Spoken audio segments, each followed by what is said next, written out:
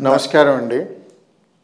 ఇవాళ ఒక చిన్న చిట్ చాట్ అంటే శాస్త్రం ఏంటి ఏమిటి అనేది మా అబ్బాయి ప్రశ్నలు వేస్తాడు, అడుగుతాడు.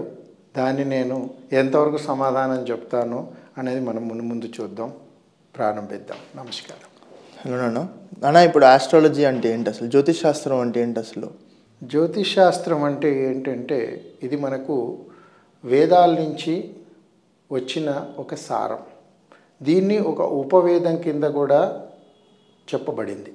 ఉపవేదం అంటే వేదం అంటే ఏంటి అంటే వేదం is an origin of our universal subject. అంటే ఏంటి? ఈ పంచభూతాలతోటి కూడుకున్నవి, ఈ నవగ్రహాలతోటి కూడుకున్న శాస్త్రమే జ్యోతిష్ శాస్త్రం. అసలు జ్యోతిష్ శాస్త్రానికి, ఈ వేదాలకి, ఈ సృష్టికి ఎలా ముడిపడి ఉంది అంటే, జ్యోతిష్ శాస్త్రము పూర్వకాలంలో మనకి ఈ టైం కాన్షియస్ ఇవన్నీ కూడా వాళ్ళు ఎలా పరిశీలించేవారంటే డ్యూ టు ద యూనివర్సల్. అంటే ఆ రోజుల్లో టెలిస్కోప్ ఉండేది కాదు. అంటే దే హ్యావ్ టు కాన్సన్ట్రేట్, అంటే మొత్తం కూడా వాళ్ళ బుద్ధితోటి ఆలోచింపచేసి, అంటే ఎలా సంచరిస్తోంది, ఏం సంచరిస్తోంది అనేది వాళ్ళు ప్రయత్నం చేసేవారు. అందులో ఈ జ్యోతిష్ శాస్త్రం దేనికి ఉండేదంటే కాల ప్రమాణానికి ఉండేది. కాల ప్రమాణం అంటే time sequences. They doesn't know ఎప్పుడు 24 గంటలు అవుతుంది, ఎప్పుడు 32 గంటలు అవుతుంది, ఎప్పుడు వారం అవుతుంది అనేది వాళ్ళకు ఉండేది కాదు. సో వాళ్ళు ఏం చేసుకున్నారంటే ఈ 30 రోజులని ఈ గ్రహాలతోటి, ఈ నక్షత్రాలతోటి, ఈ గ్యాలక్సీస్గా ఫామ్ చేసుకుని దానిని హ్యూమన్ బాడీ మీద, అంటే మానవుల మీద ఎలా ఉపయోగపడుతుంది, జీవకణాల మీద ఎలా ఉపయోగపడుతుంది, దీనికి ఎలా విధంగా మనం ఉపయోగించుకోవాలి అనేదే ఈ శాస్త్రం. అయితే క్రమక్రమేణా, అంటే మీకు చిన్న ఉదాహరణ చెప్తాను. ఒక పరిశోధన చేసేవాడు, పరిశోధన అంటే ఎవరు? ఈ మే బి ఏ సైంటిస్ట్, ఎవరైనా పరిశోధన చేసేవాడు. ఆ పరిశోధన రకరకాల మంది పరిశోధనలు చేసుకుంటూ ఈ శాస్త్రాన్ని ఒక ముందుకు తీసుకెళ్ళారు. అంటే ఇక్కడ బేసిక్గా జ్యోతిష్ శాస్త్రం అనేది ఇట్ ఈజ్ మన శరీర భాగంలో మనం చేసే ప్రతి కార్యంలో ఒక భాగంగా ఉపయోగపడడానికే మన పూర్వీకులు, మన పెద్దలు చేశారు. అందులో రకరకాల మ్యాథమెటికల్ క్యాలిక్యులేషన్స్ ఉన్నాయి. ఎలా మ్యాథమెటికల్ క్యాలిక్యులేషన్స్ ఏంటి? సో భూమికిను, మన భూమి చుట్టూ, సూర్యుడి చుట్టూ భూమి తిరుగుతోంది, భూమి చుట్టూ మిగతా గ్రహాలు తిరుగుతున్నాయి, ఆ భూమి చుట్టూ చంద్రుడు తిరుగుతున్నాడు. అది మన అందరికీ తెలిసిన యూనివర్సల్ సబ్జెక్ట్. అయితే ఇక్కడ బేసిక్గా ఎవడో ఒకడు పరిశోధన చేయాలి. ఆ పరిశోధన చేసింది ఏంటంటే ఫస్ట్ అండ్ ఫార్మోస్ట్ సూర్య సిద్ధాంతం. సూర్య సిద్ధాంతం అంటే సోలార్ క్యాలిక్యులేషన్. ఇవాళ whatever you are talking about Archimedes principles కానీ, ఈ ప్రిన్సిపల్స్ కానీ, పైథాగరస్ థీరం కానీ, ఇవన్నీ కూడా మనం ఆల్రెడీ పూర్వీకులు దాన్ని కనుక్కొనే ఆ మ్యాథమెటికల్ క్యాలిక్యులేషన్స్ అన్నీ మనకి చేశారు. సరే, ఇవాళ మీరందరూ ఒక మాట అనొచ్చు, ఏంటి ఎలా చేశారు ఏంటి అనేది. మనందరికీ తెలిసిన ఒక చిన్న విషయము, మీరందరూ కూడా హనుమాన్ చాలీసా చదువుంటారు. హనుమాన్ చాలీసాలో హనుమంతుడు సూర్యుడి దాకా వెళ్ళి వచ్చి హీ హాస్ క్యాలిక్యులేటెడ్. అంటే ఆ time sequences, these time sequences సూర్య సిద్ధాంతంలో ఆల్రెడీ ఉంది. What is an arc, what is a circle, ఎలా ఏంటి అనేది సూర్య సిద్ధాంతానికి వచ్చింది. సో ఇప్పుడు ఈ హ్యూమన్ బీయింగ్స్కి దాన్ని మనం ఎలా చూస్తాం? మనం అదే నేను ఇక్కడ చెప్పబోయేది ఏంటంటే, ఈ సూర్య సిద్ధాంతం నుంచి రకరకాల ఘడియలు, విఘడియలు, క్యాలిక్యులేషన్స్ అన్నీ కూడా ఒక్కొక్కళ్ళు చేసుకుంటూ వచ్చారు. ఇవి ఎన్ని అయ్యాయి? 18 ఋషులు చేసుకుంటూ వచ్చారు. అందరూ పరాశరుడు ఉన్నాడు, నారదుడు ఉన్నాడు, వశిష్ఠుడు ఉన్నాడు. అంటే వీళ్ళందరూ ఉన్నారు లేరని క్వశ్చన్ కాదండి. These have been available ethics which have been available in our books. I'm not talking that ఏ పుస్తకము కూడా ఆవిర్భావంతో వచ్చింది కాదు. ఎవడో కొంచెం పరిశోధన చేసి దాన్ని మళ్ళీ రెక్టిఫై చేసి ఇంకొక పుస్తకం, ఇవాళ నేను చదువుతున్న పుస్తకం కానీ, మీరు చదువుతున్న పుస్తకం కానీ, that is all rectified one. Refined version. Rectified and refined one, you are getting it easily. అంటే చిన్న ఎగ్జాంపుల్ చెప్తాను మీకు, ఇంకో చిన్న ఉదాహరణ చెప్తాను. ఇప్పుడు సపోజ్ మ్యాథమెటిక్స్ ఉంది, లెక్కలు ఉన్నాయి, మ్యాథమెటికల్ క్యాలిక్యులేషన్స్ ఉన్నాయి. ఈ క్యాలిక్యులేషన్స్ ఇదివరకు ఎట్లా చేసేవారు? పేపర్ మీద పెన్ను పెట్టుకుని, పెన్సిల్ పెట్టుకుని చేసుకునేవారు, లేకపోతే వీటితో చేసుకునేవారు. ఇవాళ ఏమొచ్చింది? మీకు క్యాలిక్యులేటర్ వచ్చింది. క్యాలిక్యులేటర్ తర్వాత యూ హ్యావ్ ఇంకా అప్గ్రేడ్ అయ్యుకుంటూ వ్యవహారం వచ్చినట్టు. సో ఇప్పుడు ఇది పంచభూతాలకి ఇది ఎలా ఎలా ఇన్ఫ్లుయెన్స్ చేస్తాయి? జ్యోతిష్ శాస్త్రంలో పంచభూతాలు అనేవి ఎలా ఇన్ఫ్లుయెన్స్ చేస్తూ ఉండొచ్చు? ఈ పంచభూతాలన్నీ కూడా ఒకేలాగా ఉంటున్నాయా? మీరు పుట్టిన దగ్గర నుంచి ఈ రోజు వరకు are you facing the same varieties of? మారింది. అంటే ఏంటి? ఇవాళన్న ఋతువు, రేపున్న ఋతువు, ఎల్లుండున్న ఋతువులు మనకు తెలియదు. ఎప్పుడు ఏ క్యాలమిటీస్ వస్తాయో తెలియదు. ఇదంతా కూడా మన శాస్త్రం మీద ఆధారపడింది. మీకు భూకంపం రావాలన్నా జ్యోతిష్ శాస్త్రంలో ఉంది. మీకు వర్షాలు పడాలన్నా జ్యోతిషం. అంటే ఇదేంటి? These are all internal mathematical calculation. ఈ మ్యాథమెటికల్ క్యాలిక్యులేషన్ని హ్యూమన్ బాడీ మీద ఎందుకు పడుతుందంటే ఇవాళ ఉన్నట్టు మీరు రేపు ఉండట్లేదు, రేపు ఉన్నట్టు ఎల్లుండి ఉండట్లేదు, ఇవాళ ఉన్న ఇన్సిడెన్సెస్ రేపు ఇన్సిడెన్సెస్ ఉండట్లేదు. ఈ ఇన్సిడెన్సెస్ దేన్ని మనం ఎలా ఫేస్ చేసుకుంటున్నాము? మనిషి దేని గురించి ఫేస్ చేస్తున్నాడు ఇవాళ సృష్టి మొత్తానికి? సో ఇదంతా ఒక సైంటిఫిక్ ఆశ. ఏ మనిషి అయినా ఒక ఆశతోటే బతుకుతున్నాడు. ఆశకు వాడికి కావాల్సింది ఏంటి? దెర్ ఆర్ ఓన్లీ రెండు పదార్థాలు ఆశకు కావాల్సింది. మొదటిది వాడి స్పిరిచువాలిటీ అంటే నిజంగా భగవంతుడు నా పైన ఒక శక్తి ఉంది అనుకుంటున్నాడు కాబట్టే అదొక యాక్షన్ పనిచేస్తుంది. రెండో యాక్షన్ ఏంటి? వీడి క్రియాకర్మ అంటే whatever action he's doing, that action is playing the second role. ఈ రెండు పదార్థాలు లేకపోతే మనిషి ఉండడు. ప్లస్ రెండో ఇంపార్టెంట్ విషయం ఏంటంటే, మీకు అందరికీ తెలియని ఒక గొప్ప విషయం నేను చెప్తాను. సృష్టించింది ఒక శక్తి, అస్తమించేది కూడా అదే శక్తి.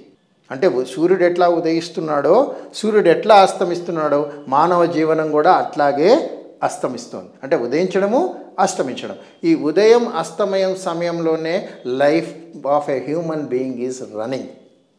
దీని రన్నింగ్కి జ్యోతిష్ శాస్త్రం ఎందుకు పనిచేస్తోంది అంటే, ఇప్పుడు ఎలాగైతే భూమి తన తానుగా తిరుగుతోందో మిగతా గ్రహాలు కూడా తన తానుగా ఉన్నాయని మనందరికీ తెలుసు. యు ఆల్ నో దట్ ఇవాళ 9 గ్రహాలు ప్రపంచంలో తిరుగుతున్నాయా తిరగట్లేదు? తిరిగిన దానికి మన బాడీ మీద పడుతోంది. ఎలా పడుతోందంటే every planet has its own rays. ప్రతి గ్రహానికి దాని స్వయం ప్రకాశ శక్తి ఉంది. అది బుధుడైనా, కుజుడైనా, శుక్రుడైనా, రాహువైనా, ఎవరైనా, ఇవన్నీ ప్లానెట్స్ ఉన్నాయి. ఈ సూర్యుడి కిరణాలు వాటి మీద పడి అవి మనకు ఫిజిక్స్లో ఉంది reflection and refraction. When the reflection comes automatically you are receiving it. When refraction వచ్చింది అనుకోండి, అంటే అద్దం మీద ప్రతిబింబం పడుతోంది. ఆ ప్రతిబింబం రివర్స్ కొట్టినప్పుడు నీ ఆకారం కనిపిస్తోంది. అదే ప్రతిబింబం వెళ్ళిపోతే ఆకారం లేదు. సో ఇక్కడ జ్యోతిష్ శాస్త్రాన్ని అతిగా నమ్మాలో అతిగా నమ్మద్దో కాదది. మనకు ఒక పదార్థం అర్థం కాకపోయినా, ఒక వర్డ్ అర్థం కాకపోయినా, ఎలాగైతే మనం డిక్షనరీలో చూస్తున్నామో జ్యోతిష్ శాస్త్రాన్ని కూడా అలా నమ్మండి. ఓకే. జ్యోతిష్ శాస్త్రాన్ని ఎప్పుడు కూడా మూఢంగా నమ్మద్దు. ఇది చిన్న ఇష్యూస్ని, చిన్న ఏదో పిల్లిపోయింది, ఈ గుడికి పోయి రండి, అలా చేయండి, ఇలా చేయడం అది తప్పండి. మనంగా మన శక్తితోటి భగవంతుడు అనేవాడు ఎక్కడా లేడు, నా శరీరంలోనే నాకున్నాడు. He's always observing, always monitoring. ఈ అబ్జర్వేషన్ మానిటరింగ్లో మనం చేయవలసింది ఏంటి? మన డ్యూటీ మనం చేయాలి. సో ఇప్పుడు ఈ జ్యోతిష్ శాస్త్రాన్ని మనం ఎలా ఒక సగటు మనిషి వచ్చినప్పుడు మీరు ఎలా దాన్ని రిసీవ్ చేసుకుని వాళ్ళకి ఎలా ఎక్స్ప్లెయిన్ చేస్తారు జ్యోతిష్ శాస్త్రాన్ని మీరు? ప్రప్రథమంగా జ్యోతిష్ శాస్త్రము ప్రతి వ్యక్తి నుంచి నేను నేర్చుకుంటున్నాను. ఓకే. ఎందుకంటే సృష్టిలో కోటానుకోట్ల జీవులు ఉన్నారు, కోటానుకోట్ల జీవులు ఉన్నాయి. సో ఈ కోటానుకోట్ల జీవుల్లో నేను ఎలా గుర్తుపట్టాలి? ఇప్పుడు నీ గుణం నీది, ఇంకోళ్ళ గుణం ఇంకోళ్ళది. నీ గుణాన్ని నేనేం మార్చలేను, ఇంకోటి గుణాన్ని నేను మార్చలేను. కానీ నేనేం చేస్తున్నాను? వాళ్ళని మానిటరింగ్ చేసి మనోధైర్యాన్ని ఇచ్చి ఈ విధంగా మీరు వెళ్తే బాగుంటుంది అని చెప్తున్నాను. ఇది ఒక సైంటిఫిక్ అనాలిసిస్ 100%. ఎందుకు అంటున్నానంటే ఒక మాట చెప్తాను. ఇప్పుడు మనము ఏదైతే కార్యరూపంలో వెళ్తున్నామో, ప్రతి కార్యక్రమం మనం చేస్తున్నామో, ఎవరి ద్వారా చేస్తున్నాం? మీరు పరిశోధన చేసినప్పుడే ఆ దారిలోకి వెళ్తున్నారు. ఎక్కడన్నా భగవంతుడు కానీ శక్తి కానీ మీరు భూమి మీద పుట్టినప్పుడు మీ జీవితాన్ని ఎవరు రాశారు? మన సోల్ నుంచి వచ్చిన ప్రీ ఎగ్జిస్టెన్స్. నువ్వుగా భగవంతుడు ఇచ్చిన అవకాశం. ఎందుకంటే మానవుడికి జ్ఞానం ఇచ్చాడు కాబట్టి, మిగతా జీవులకి జ్ఞానం లేదు కాబట్టి. ఆ మనిషి జ్ఞానం ఎప్పుడైతే మీకు పెంపొందించాడో, మిమ్మల్ని వాడుకోమన్నాడు, ఆ జ్ఞానంతో పాటు మిగతా జీవుల్ని కూడా బతికించమన్నాడు. సో దీనికి కావాల్సింది మనకేంటి? ఇవాళ మీకు ఒక అడ్రస్ తెలియదండి, ఏం చేస్తారు మీరు? మనం మ్యాప్స్ పెట్టుకొని వెళ్ళిపోతాం. మ్యాపే లేకపోతే ఆలోచించి మనం ఒక డైరెక్షన్ తీసుకొని ట్రై చేస్తాం. అది లేకపోతే పక్కన వాడిని అడుగుతాం. అది. సో ఇక్కడ ఏంటంటే ఈ జ్యోతిష్ శాస్త్రం is only A Disha, direction and destination. So God భగవంతుడు అనేవాడు నీ డెస్టినేషన్ని నువ్వే క్రియేట్ చేసుకున్నావు. ఆయన ఏం క్రియేట్ చేయలేదు. ఆయన పోయి నువ్వు ఇవాళ కాఫీ తాగండి, ఆయన పోయి నువ్వు ఇడ్లీ తినండి అని ఏం చెప్పలేదు. మీ బుద్ధితోటి మీ జ్ఞానంతో మిమ్మల్ని వెళ్ళమన్నాడు. కానీ ఇలా నేను ఇవాళ ఇంజనీర్ అవుతానండి, రేపు డాక్టర్ని అవుతానండి, రేపు నేను వ్యాపారవేత్తని అవుతానని ఆయన ఏం చెప్పలేదు. మీరు చేసే ప్రతి కార్యానికి ఒక దారి దిశ అనేది ఒక పాయింట్ అయిపోయింది. మీరు దాన్ని ఏం చేయాలంటే ఎలా వెళ్ళాలి, ఈ వెళ్ళడానికే జ్యోతిష్ శాస్త్రం. ఇప్పుడు మీ దగ్గరికి ఒక క్లయింట్ ఎంతోమంది వచ్చి ఉంటారు మీ దగ్గరికి. బట్ ఒక క్లయింట్ దగ్గర డేట్ ఆఫ్ బర్త్ కానీ టైమ్ ఆఫ్ బర్త్ లేని వాళ్ళని మీరు ఎలా చూస్తూ ఉండొచ్చు? ఒకవేళ అసలు అనాలిసిస్ చేయవచ్చా మనం అలాగా? తప్పకుండా చేయొచ్చు. ఎందుకంటే మనకి ఏది ఏమున్నా కూడా గ్రహాలు సంచరిస్తున్నాయి. నక్షత్రాలు 27 నక్షత్రాలు ఉన్నాయి. దాని గ్యాలక్సీ ఉంది. ఒక్కొక్క నక్షత్రానికి ఒక్కొక్క గ్యాలక్సీ కింద పరిణమించింది.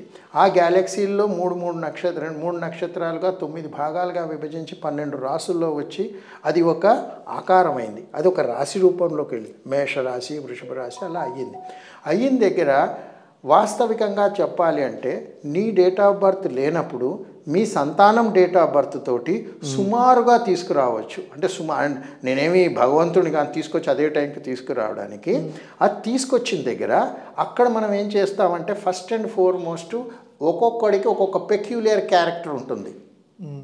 ఈ పెక్యులియర్ క్యారెక్టర్ని మనం అనలైజ్ చేస్తాం. ఎవరితో అనలైజ్ చేస్తాము?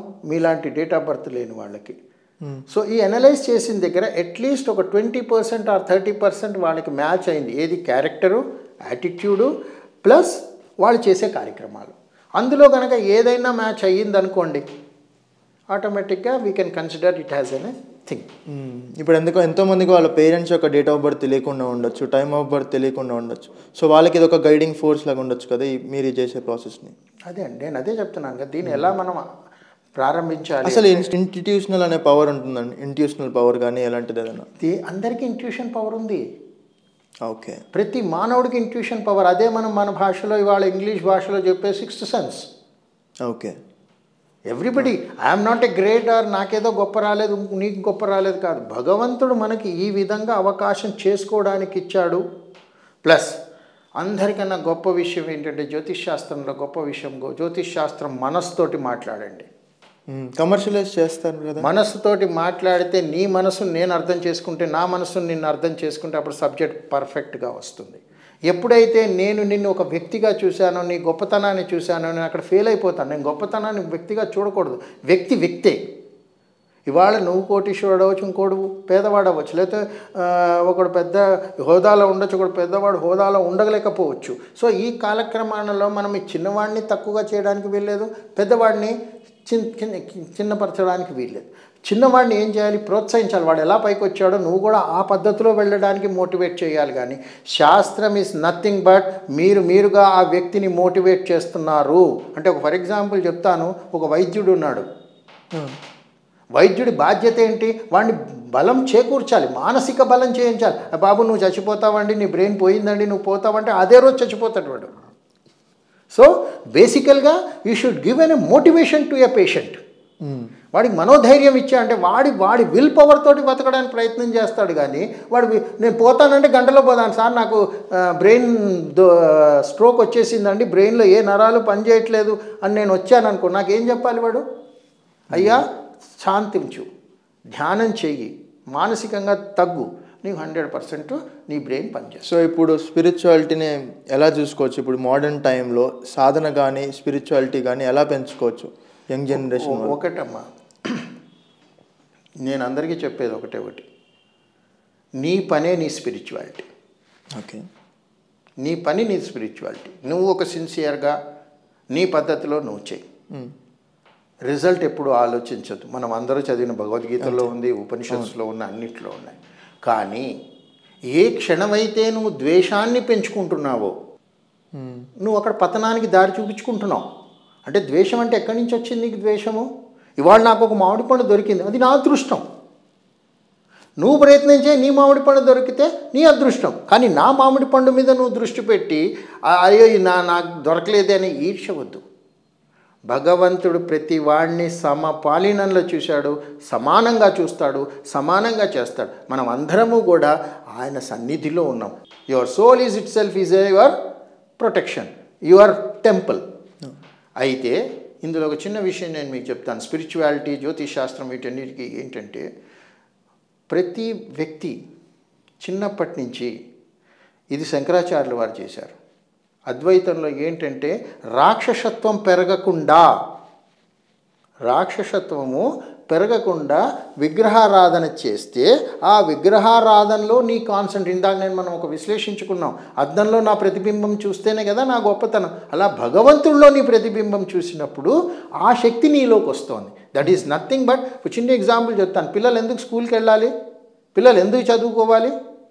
ఇంట్లో కూడా చదువుకోవచ్చు కదా. అంటే ఒక డిసిప్లిన్, అంటే ఒక క్రమశిక్షణ. ఆ క్రమశిక్షణ ఎప్పుడైతే వస్తుందో వాడు 100% విజయం సాధిస్తాడు. ఒకటి, నీ దృష్టి విజయం వైపు ఉండాలి, కానీ నీ దృష్టి పక్కవాడి వైపు ఉండకూడదు. 2 parallel lines. Why if a train travels in straight parallel line, అది పక్కన చూస్తే ఏమైంది? పడిపోతుంది. సో ఇక్కడ నీ ఏకాగ్రత, నీ దృష్టి, మంచి చెడు అన్నీ కూడా ప్యారలల్గా నడుస్తాయి. అయితే ఇక్కడ జ్యోతిష్ శాస్త్రము, స్పిరిచువాలిటీ ఒక మనిషి మీద ఎందుకు ఉపయోగపడుతుంది అంటే, వాడిని ఏకాగ్రత చేయడానికి. నా వెనక మా నాన్న ఉన్నాడు, నా వెనక నా అన్న ఉన్నాడు, నా వెనక ఇంకోడు ఉన్నాడు అంటున్నారే, వీళ్ళందరి వెనక ఉన్నవాడే ఆ స్పిరిచువల్ పవర్.